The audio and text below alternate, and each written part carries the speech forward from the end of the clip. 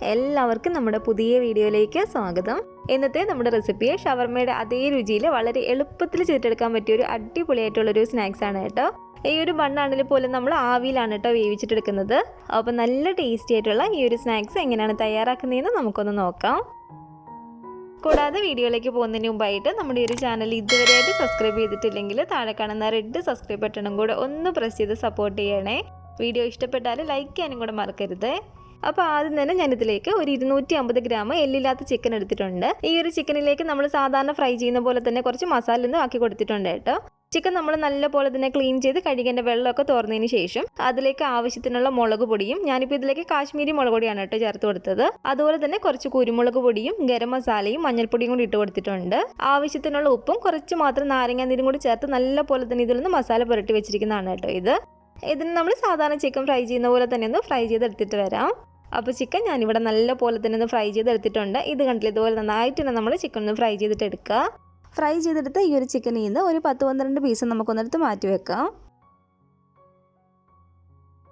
ഇനി ഈ ഒരു പാത്രത്തിലേക്ക് നമുക്കൊരു 1/2 കപ്പ് അളവിൽ, അതായത് ഒരു 125 ml ഇളം ചൂടുള്ള വെള്ളം ഞാൻ ഒഴിച്ചു കൊടുക്കുകയാണ്. പച്ചവെള്ളം ഒഴിച്ചു കൊടുക്കരുത്, ഒരു ഇളം ചൂടുള്ള വെള്ളം തന്നെ വേണം ഒഴിച്ചു കൊടുക്കാൻ വേണ്ടിയിട്ട്. ചൂട് ഒരുപാട് കൂടിയും പോകാൻ പാടില്ല. ഇതിലേക്ക് ഒരു 2 ടീസ്പൂൺ അളവിൽ പഞ്ചസാരയും 1 ടീസ്പൂൺ അളവിൽ ഈസ്റ്റും കൂടി ചേർത്ത് കൊടുത്തിട്ട് നല്ല പോലെ തന്നെ മിക്സ് ചെയ്ത് കൊടുക്കുക. ഇതുപോലെ നന്നായിട്ടൊന്ന് മിക്സ് ചെയ്തതിന് ശേഷം നമുക്ക് ഈ മൂടി വെച്ചൊന്ന് അടച്ചു വെച്ച് കൊടുക്കാം. ഇതുപോലെ അടച്ച് നമ്മളൊരു 10 മിനിറ്റ് ഒക്കെ വെച്ചിരുന്നാൽ മതി. ആ ഒരു ഈസ്റ്റ് അപ്പത്തേക്ക് നല്ല പോലെ തന്നെ പൊങ്ങിക്കിട്ടും. ഇനി ഈ ഒരു പാത്രത്തിലേക്ക് ഒരു 2 കപ്പ് അളവിൽ നമുക്ക് മൈദ ചേർത്ത് കൊടുക്കാം. അതുപോലെ തന്നെ നമുക്കിതിലേക്ക് മെയിനായിട്ട് വേണ്ടതാണ് കോൺഫ്ലോർ. അതൊരു 1 കപ്പ് ഇതിലേക്ക് നമുക്ക് ചേർത്ത് കൊടുക്കാം. 250 ml ഈ ഒരു കപ്പിൽ തന്നെ 1 കപ്പ് കോൺഫ്ലോർ ഇട്ട് കൊടുത്തിട്ടുണ്ട്. ആവശ്യത്തിനുള്ള ഉപ്പും കൂടി ഇട്ട് കൊടുക്കാണ് കേട്ടോ ഈ ഒരു പൊടിയിലേക്ക്. നമ്മൾ ഈ ഒരു ബണ്ണ് ഉണ്ടാക്കാൻ വേണ്ടിയിട്ട് ബേക്കിംഗ് പൗഡറും കൂടി ചേർത്ത് കൊടുക്കുന്നുണ്ട്. ബേക്കിംഗ് സോഡ ചേർക്കരുത് കേട്ടോ. ഇതുപോലെ ബേക്കിംഗ് പൗഡർ നമുക്കൊരു 1.5 ടീസ്പൂൺ ഇതിലേക്ക് ചേർത്ത് കൊടുക്കാം.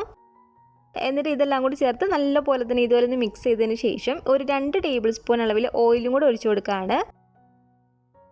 സൺഫ്ലവർ ഓയിൽ, ഒലിവ് ഓയിൽ ഏത് വേണമെങ്കിലും നമുക്ക് ഒഴിച്ചു കൊടുക്കാം. എന്നിട്ട് നന്നായിട്ട് ഇതൊന്ന് മിക്സ് ചെയ്തെടുക്കുക. അപ്പോൾ ഒരു 10 മിനിറ്റ് ഒക്കെ കഴിഞ്ഞപ്പോഴത്തേക്കും ആ ഒരു ഈസ്റ്റും ഇതുപോലെ നന്നായിട്ടൊന്ന് പൊങ്ങി വന്നിട്ടുണ്ട്. ഈ ഒരു മിക്സും കൂടെ നമുക്ക് ഇതിലേക്ക് ഒഴിച്ചു കൊടുത്തിട്ട് നല്ല പോലെ തന്നെ കുഴച്ചെടുക്കാം.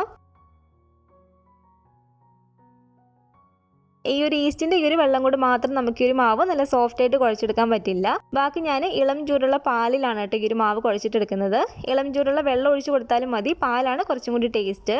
അപ്പോൾ ആവശ്യത്തിന് കുറച്ച് ഇളം ചൂടുള്ള പാൽ ഇതുപോലെ ഒഴിച്ചു കൊടുത്തിട്ട് നല്ല മയത്തിൽ നിന്ന് കുഴച്ചെടുത്താൽ മതി.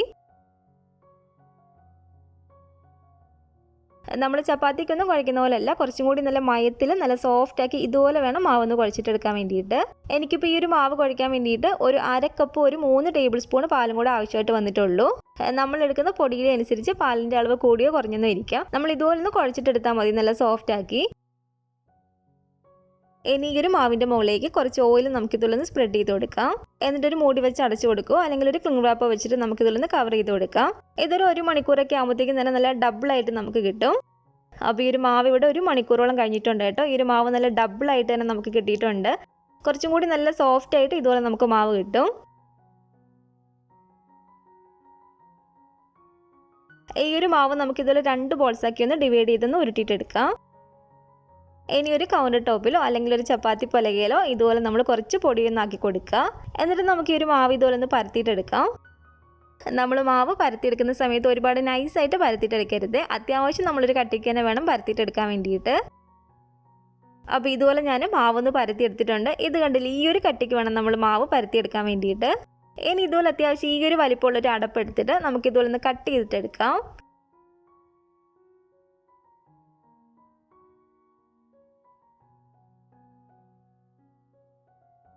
ഇതുപോലെ തന്നെ ബാക്കിയുള്ള മാവും കൂടെ പരത്തിയിട്ട് ഇതുപോലെ ഒരു അടപ്പ് വെച്ചിട്ട് നമുക്കൊന്ന് കട്ട് ചെയ്തിട്ടെടുക്കാം. അപ്പോൾ എല്ലാം തന്നെ ഈ ഒരു വലിപ്പത്തിൽ ഇതുപോലെ റൗണ്ടാക്കി ഞാനൊന്ന് കട്ട് ചെയ്തെടുത്തിട്ടുണ്ട്.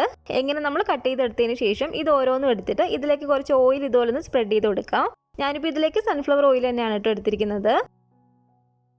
ഓയിൽ ഇതുപോലെ ഒന്ന് സ്പ്രെഡ് ചെയ്തതിന് ശേഷം ഇതുപോലെ ഒന്ന് മടക്കി കൊടുക്കുക. ജസ്റ്റ് ഒന്ന് പ്രസ് ചെയ്യുക കേട്ടോ. എങ്ങനെ തന്നെ ഓരോന്നും എടുത്തിട്ട് കുറച്ച് ഓയിൽ നമുക്ക് ഇതുപോലെ ഒന്ന് സ്പ്രെഡ് ചെയ്ത് കൊടുക്കാം. എന്നിട്ട് ഇതുപോലെ ഒന്ന് മടക്കിയിട്ട് ജസ്റ്റ് ഒന്ന് പ്രസ് ചെയ്ത് കൊടുക്കുക.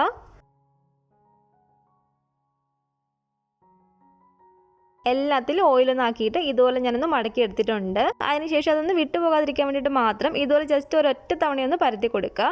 ഒരുപാട് ബലത്തിൽ നമ്മളങ്ങ് പരത്തരുത്. അതൊന്ന് ഒട്ടിയിരിക്കാൻ വേണ്ടിയിട്ട് മാത്രം അധികം ബലം കൊടുക്കാതെ ജസ്റ്റ് ഇതുപോലെ ഒരൊറ്റ തവണയൊന്ന് പരത്തിയാൽ മതി. ചെറിയതായിട്ട് എല്ലാം ഒന്ന് പരത്തിയതിന് ശേഷം നമുക്ക് ഇതെല്ലാം ഒരു കിച്ചൺ ടവൽ വെച്ചൊന്ന് മൂടി കൊടുക്കാം. വീണ്ടും നമുക്ക് ഇത് ഇതുപോലെ ഒരു 20-25 മിനിറ്റ് ഒന്ന് റെസ്റ്റ് ചെയ്യാൻ വേണ്ടിയിട്ട് വെക്കണം. അപ്പോൾ ഇത് കുറച്ചും കൂടി നല്ല പോലെ തന്നെ ഒന്ന് പൊങ്ങി കിട്ടും. അപ്പോൾ ഇതൊരു 20-25 മിനിറ്റോളം കഴിഞ്ഞിട്ടുണ്ട് കേട്ടോ. ഇനി നമുക്കിത് ആവിയിലൊന്ന് വേവിച്ചിട്ടെടുക്കാം. ഞാനിപ്പോൾ ഇത് ഇഡ്ഡലി പാത്രത്തിലാണ് കേട്ടോ വേവിച്ചിട്ടെടുക്കുന്നത്. സ്റ്റീമറിൽ വേവിച്ചിട്ടെടുത്താലും മതി. ഇഡ്ഡലി പാത്രത്തിൽ ആവശ്യത്തിന് ഞാൻ വെള്ളം ഒഴിച്ചു കൊടുത്തിട്ടുണ്ട്.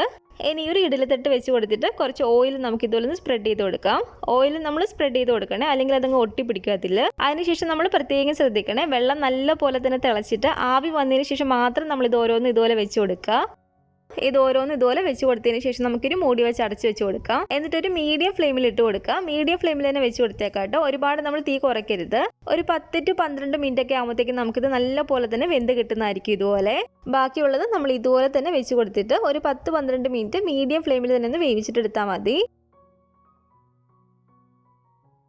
അപ്പോൾ ഈ ഒരു ബൗ ബൺ എല്ലാം തന്നെ ഞാൻ ആവിയിലൊന്ന് വേവിച്ചെടുത്തിട്ടുണ്ട്. ഇനി നമുക്ക് ഇതിൻ്റെ ഉള്ളിലേക്ക് വെച്ച് കൊടുക്കാനുള്ള ഒരു ഷവർമ ഫില്ലിങ് റെഡിയാക്കിയിട്ട് എടുക്കാം. അതിന് വേണ്ടിയിട്ട് ഞാനിപ്പോൾ ഇതിലേക്ക് കുറച്ച് വെജിറ്റബിൾസ് എടുത്തിട്ടുണ്ട്. ഒരു ചെറിയൊരു ക്യാരറ്റ് ഇതുപോലെ തീരെ പൊടിയായിട്ട് കട്ട് ചെയ്തെടുത്താണ്. എല്ലാം ചെറിയതായിട്ട് വേണം നമ്മൾ കട്ട് ചെയ്തിട്ട് എടുക്കാൻ വേണ്ടിയിട്ട്. ഒരു മീഡിയം വലിപ്പമുള്ള കുക്കുംബറിൻ്റെ പകുതി കട്ട് ചെയ്തെടുത്താണ് തീരെ ചെറിയതായിട്ട്. ഒരു 1/2 കപ്പ് ക്യാബേജ് ഇതുപോലെ കട്ട് ചെയ്തെടുത്തതും. തക്കാളി നമ്മൾ ചേർത്ത് കൊടുക്കുകയാണെങ്കിൽ അതിൻ്റെ ഉള്ളിലെ ഒരു വെള്ളവും കുരുവും കളഞ്ഞിട്ട് വേണം ഒന്ന് കട്ട് ചെയ്തെടുക്കാൻ വേണ്ടിയിട്ട്. ഇതെല്ലാം കൂടെ നമുക്ക് ഇതുപോലെ ഒരു പാത്രത്തിലേക്ക് ഇട്ട് കൊടുക്കാം. ഇനി ഇതിലേക്ക് ഒരു മീഡിയം വലിപ്പമുള്ളൊരു സവാളയുടെ പകുതി ഇതുപോലെ തീരെ ചെറിയതായിട്ട് കട്ട് ചെയ്തെടുത്താണ് കേട്ടോ. ഇത് സവാള നമ്മൾ ഒരുപാട് ചേർത്ത് കൊടുക്കരുത്. ഒരെണ്ണത്തിൻ്റെ പകുതി മാത്രം ഇതുപോലെ തീരെ ചെറിയതായിട്ട് കട്ട് ചെയ്തിട്ട് ഇതിലേക്ക് ഇട്ട് കൊടുക്കുക.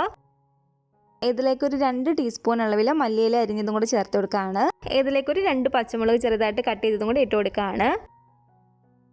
അതുപോലെ തന്നെ നമുക്ക് എത്രത്തോളം എരിവ് വേണോ അതിനാവശ്യത്തിനുള്ള കുരുമുളക് കൂടി ചേർത്ത് കൊടുക്കാം. ഞാനിപ്പോൾ ഇതിലേക്ക് ഒരു 3/4 ടീസ്പൂണാണ് ചേർത്ത് കൊടുത്തിരിക്കുന്നത്. നിങ്ങൾക്ക് കുറച്ചും കൂടി എരിവ് വേണമെന്നുള്ളവരാണെങ്കിൽ കുറച്ചും കൂടി കുരുമുളക് കൂടി ചേർത്ത് കൊടുക്കാമെന്നാണ്, എരിവ് നോക്കിയിട്ട്. ഇതിലേക്ക് ആവശ്യത്തിനുള്ള ഉപ്പും കൂടെ നമുക്ക് ഇട്ട് കൊടുക്കാം കേട്ടോ. ഇത് നമ്മൾ ആദ്യമേ ഫ്രൈ ചെയ്ത് മാറ്റി വെച്ചിരുന്ന ഒരു ചിക്കനാണ്. ഇത് നമ്മൾ കൈ കൊണ്ട് തന്നെ ഇതുപോലെ ചെറിയ ചെറിയ കഷ്ണങ്ങളാക്കി ഇതുപോലെ ഇതിലേക്ക് ഇട്ട് കൊടുക്കുക. പിന്നെ നമുക്കിതിലേക്ക് വേണ്ടത് ഇതുപോലെ ചില്ലി ഗാർലിക് മയോണൈസ് ആണ്. ഈ ഒരു മയോണൈസ് എങ്ങനെയാണ് തയ്യാറാക്കുന്നത് എന്നുള്ള വീഡിയോ ഞാൻ ചെയ്തിട്ടുണ്ട് കേട്ടോ. ഒരു സ്നാക്സ് നമ്മൾ ചെയ്ത സമയത്ത് ഈ ഒരു റെസിപ്പിയും ചെയ്തിട്ടുണ്ട്. അപ്പോൾ ഇതിൻ്റെ ലിങ്ക് ഞാൻ ഡിസ്ക്രിപ്ഷൻ ബോക്സിൽ കൊടുത്തേക്കാം. ഒന്നുമില്ല, നമ്മൾ സാധാരണ മയോണൈസ് ഉണ്ടാക്കുന്ന സമയത്ത് അതിലേക്ക് വെളുത്തുള്ളിയും കുറച്ച് മുളക് പൊടിയും കൂടി ചേർത്തൊന്ന് അടിച്ചിട്ടെടുത്താൽ മതി. മയോണൈസ് നമ്മൾ ചേർത്ത് കൊടുക്കുമ്പോൾ നമ്മുടെ ഒരു ടേസ്റ്റിനനുസരിച്ച് എത്രത്തോളം വേണോ അതിനനുസരിച്ച് ചേർത്ത് കൊടുക്കാം. ഞാനൊരു 5-6 ടീസ്പൂണോളം ഈ ഒരു ചില്ലി ഗാർലിക് മയോണൈസ് ഒന്ന് ചേർത്ത് കൊടുക്കുകയാണ്. നമ്മൾ എടുക്കുന്ന ഒരു വെജിറ്റബിൾസിൻ്റെ ഒക്കെ അളവ് കൂടി പോവുകയാണെങ്കിൽ കുറച്ചും കൂടി മയോണൈസ് കൂട്ടി കൊടുക്കേണ്ടതാണ് കേട്ടോ.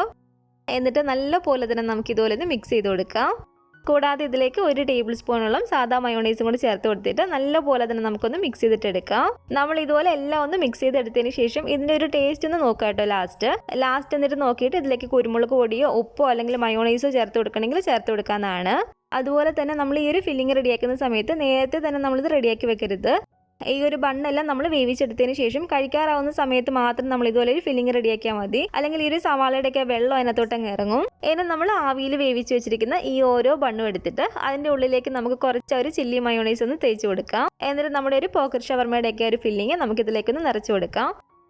ഒരുപാടങ്ങ് നിറയ്ക്കണ്ട കേട്ടോ. അതിനകത്ത് ഒരു ഫിറ്റായിട്ടിരിക്കുന്ന രീതിയിൽ ആക്കി കൊടുത്താൽ മതി. ഇത് നമ്മൾ ചിക്കൻ ഫ്രൈ ചെയ്ത് വെച്ചിരുന്ന ഒരു സമയത്ത് ആദ്യമേ കുറച്ചെടുത്ത് മാറ്റി വെച്ചിരുന്നില്ലേ, അതൊരു കാണാൻ ഒരു ഭംഗിക്ക് വേണ്ടിയിട്ട് ഇതുപോലെ കുറച്ച് ചിക്കൻ കഷ്ണങ്ങൾ ഫ്രൈ ചെയ്തതും കൂടെ ഒന്ന് വെച്ച് കൊടുക്കുകയാണ്. ഇത് നമ്മൾ സവാള കട്ട് ചെയ്തിട്ട് കൈ കൊണ്ട് നല്ല പോലെ തന്നെ ഒന്ന് ഞെരടിയിട്ട് എടുക്കുക. അത് ഇതുപോലെ കുറച്ച് നമുക്ക് ഇതിൻ്റെ മുകളിലേക്ക് ഒന്ന് വെച്ച് കൊടുക്കാം.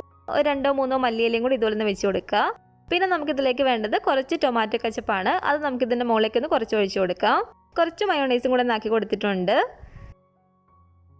അപ്പോൾ നല്ല ടേസ്റ്റി ആയിട്ടുള്ള നമ്മുടെ ഒരു ഷവർമ ബൗ ബൺ ഇവിടെ റെഡി ആയിട്ടുണ്ട്. ഷവർമയും പോക്കറ്റ് ഷവർമയൊക്കെ കഴിക്കാൻ ഇഷ്ടമുള്ളവരാണെങ്കിൽ ഒരു തവണയെങ്കിലും നിങ്ങൾ ഇതൊന്നും ഉണ്ടാക്കി നോക്കണേ. അത്ര ടേസ്റ്റി ആയിട്ടുള്ള ഒരു റെസിപ്പിയാണ്. ഈ ഒരു ബണ്ണിനാണെങ്കിലും നല്ല സൂപ്പർ ടേസ്റ്റ് ആണ് കേട്ടോ. നമുക്കിത് വെറുതെ കറി കൂട്ടിയൊക്കെ കഴിക്കാനാണ് നല്ല ടേസ്റ്റ് ആണ്.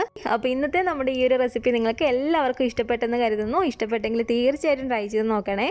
ഉണ്ടാക്കി നോക്കിയിട്ട് നിങ്ങളുടെ അഭിപ്രായങ്ങളൊക്കെ മറക്കാതെ തന്നെ നമ്മുടെ കമൻറ്റ് ബോക്സിൽ വന്ന് അറിയിക്കുക. അതുപോലെ തന്നെ നമ്മുടെ ഈ ഒരു വീഡിയോ ഇഷ്ടപ്പെട്ടെങ്കിൽ മറക്കാതെ തന്നെ ഒരു ലൈക്ക് ബട്ടണും കൂടെ ഒന്ന് ക്ലിക്ക് ചെയ്യണേ. നിങ്ങളുടെ അഭിപ്രായങ്ങളൊക്കെ കമൻറ്റ് ചെയ്യുകയും ഫാമിലിയും ഫ്രണ്ട്സൊക്കെ ആയിട്ട് നമ്മുടെ ഒരു വീഡിയോ ഒന്ന് ഷെയർ ചെയ്ത് കൊടുക്കുക.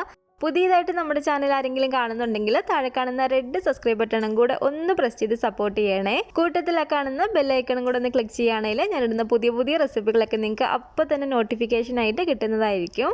ഇൻഷാ അല്ലാഹ് വീണ്ടും നമുക്ക് ഇതുപോലെ നല്ലൊരു റെസിപ്പിയായിട്ട് കാണാം.